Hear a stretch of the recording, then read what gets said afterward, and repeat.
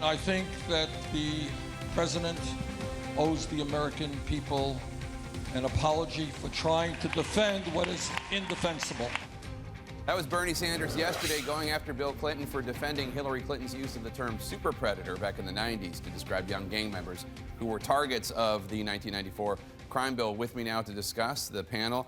And Nina, you were up on stage there. Harry Belafonte, and Bernie Sanders. Yeah, the three amigos. As always, the three amigos hanging out at the Apollo on a Saturday night.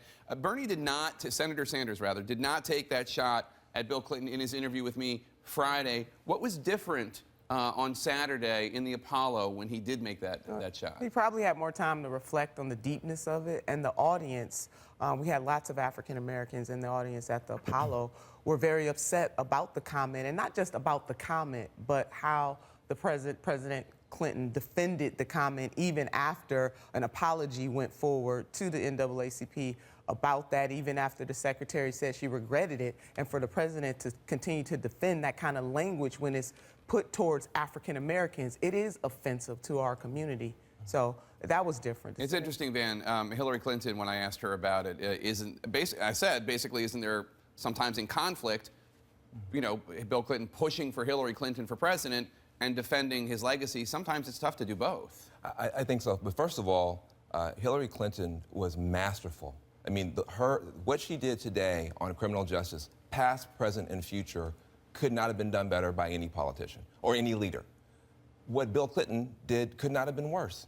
He just ripped off scabs that are very, very hard to talk about without getting emotional. There was a lot of pain and suffering in the black community, it's true. There were black preachers and homeowners pleading, will you do something about the crack epidemic? But what happened was such an overreaction, and super predator became a 5-syllable term for those black guys doing crack. Now you compare that to what's going on now with heroin, this compassionate approach, meth, compassionate approach, opioids, compassionate approach.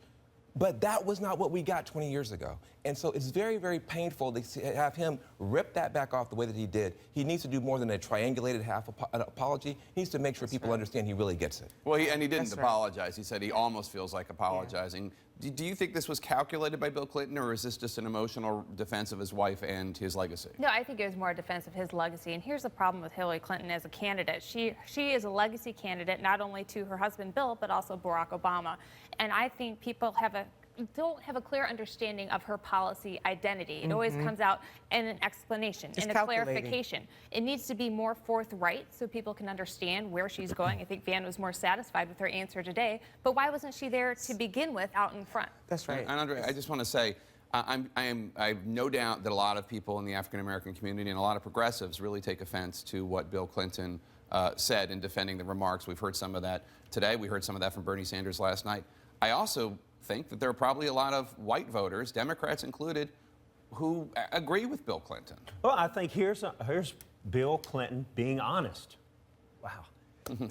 He's engaging in a discussion that needs to happen. Yes, people are going to get their feelings hurt, but do we really want these killings to continue? Do we really want these communities to not have a better chance? And so at some point in time, I know it's a difficult subject, but we've got to engage in the discussion of so many things that for decades now have harmed so many communities. But I'm not so sure that was honest. I mean, how honest is it to talk to... His honest feelings. Though. I mean, his honest... Okay, well, his honest feelings... Okay, Governor, his honest feelings, but the African American community, we have honest feelings as well, and we still live in a country where race is front and center, whereas, as Ice Cube said, my skin is my sin. I don't have to do anything but appear in the room, and already I am treated differently. And when you have leaders like President Clinton, leaders like Secretary Clinton, who has said that, I have to question whether or not the apologies were genuine, because it rolled off his tongue so easily at that event, and he chastised those young... Let me just add, I think you're right that we need to have the discussion.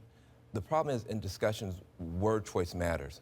If you call somebody a super predator, what that means is you automatically are dehumanizing them, and you don't come up with good answers. And then your solution is sometimes worse than the problem. That's right. Right now, African Americans and white kids use drugs at exactly the same level. Nobody knows that, exactly the same.